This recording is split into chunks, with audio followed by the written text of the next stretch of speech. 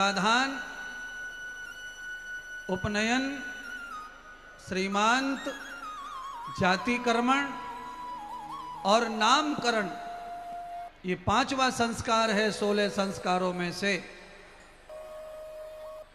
और ये पांचों संस्कार इतने उत्तम हैं, जिस बालक के ये 5 संस्कार हो गए उस बालक का जीवन पूरी दुनिया से अलग थलग दिखता है। 3 संस्कार मां के गर्भ में ही होते हैं जो कोई करता नहीं है। 5वां संस्कार नामकरण, 4था संस्कार जातिकर्मण। एक बच्चे की जाति नहीं बताई किसी ने किसी को।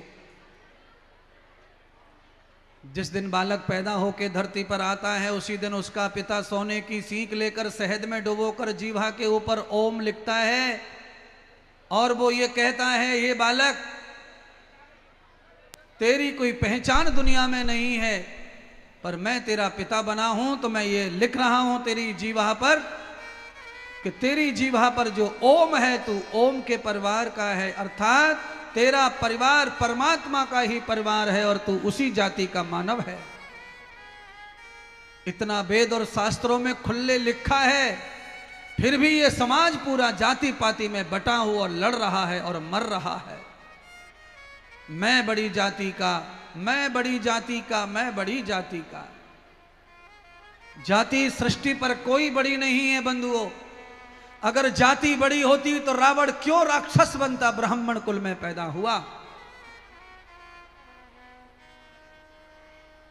जाति अगर कोई छोटी होती तो संत रविदास कैसे संत बन जाते महान, गोरा कुम्हार कैसे संत बन जाता अगर जाति से संत बनते, महान बनते तो।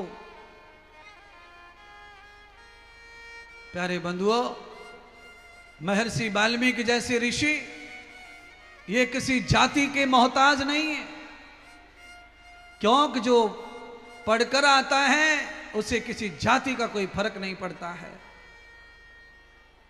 आप लोग ही कहते थे कि कुछ मोर चुगे चुगाए आते हैं, चिते चिताए आते हैं, तो जो चिताया हुआ आता है उसे जाति का कोई फर्क नहीं पड़ता, उसको एड़ी बाबड़ी कैसी भी मां मिल जाए,